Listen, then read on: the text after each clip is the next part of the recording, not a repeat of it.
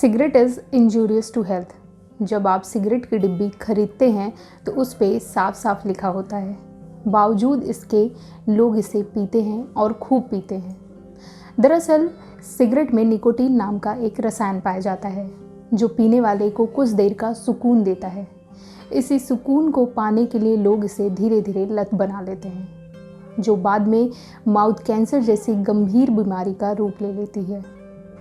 इसी को देखते हुए साल 1984 में यूनाइटेड किंगडम ने नो स्मोकिंग डे मनाने का फैसला लिया।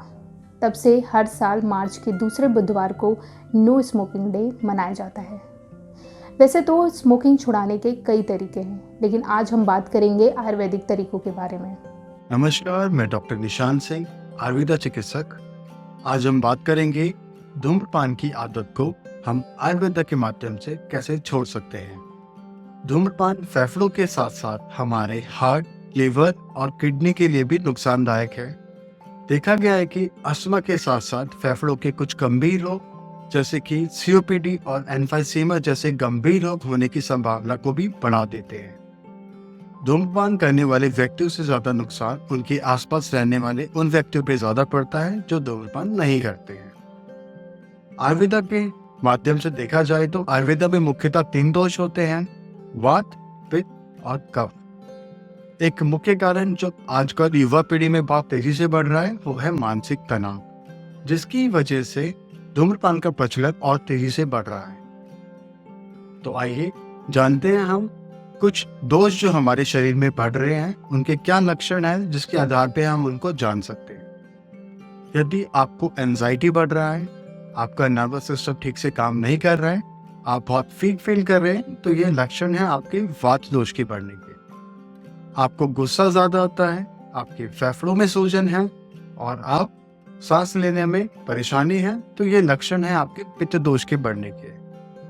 आपको खांसी ज्यादा होता है, बलगम अधिक मात्रा में निकलता है और छाती में भारीपन रहता है, तो ये लक्षण है आपके कफ दोष के बढ़ने के।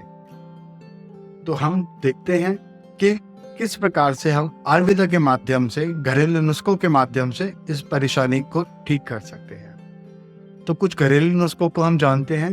पहला नुस्खा, अगर आपको धूम्रपान करने की तीव्र इच्छा होती है तो आप सौंफ और मिश्री का सेवन कर सकते हैं। दूसरा नुस्खा है दालचीनी का सेवन आपके लिए फायदेमंद है।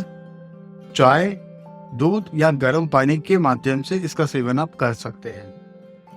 तीसरा घरेलू नुस्खा है आपका लंग्स को घर पर ही कैसे डिटॉक्स करें। तो उसके लिए आपको कच्ची हल्दी लेना होगा, अदरक लेना होगा, लौंग लेना होगा। इसको गर्म पानी में उबालिए लगभग 10 से 15 मिनट। उसके बाद सुबह और शाम इसका सेवन करें, जिससे आपके लंग्स डिटॉक्स होंगे, आपको सांस लेने में बहुत हल्कापन लगेगा। अब हम बात करते हैं जो लोग बहुत लंबे समय से धूम्रपान कर रहे हैं, लगभग 10 साल, 20 साल, 25 सालों से, तो उनके लिए सबसे ज्यादा फायदेमंद रहने वाला है वो है प्राणायाम। अगर हम बात करें प्राणायाम की, तो प्राणायाम में सबसे ज्यादा फायदेमंद है आपके लिए अनुलोम विलोम। दूसरा जो प्राणायाम है आपके लिए फायदेमंद रहने वाला है वो है भस्त्रिका प्राणायाम। और तीसरा प्राणायाम है वो है कपालभाति प्राणायाम।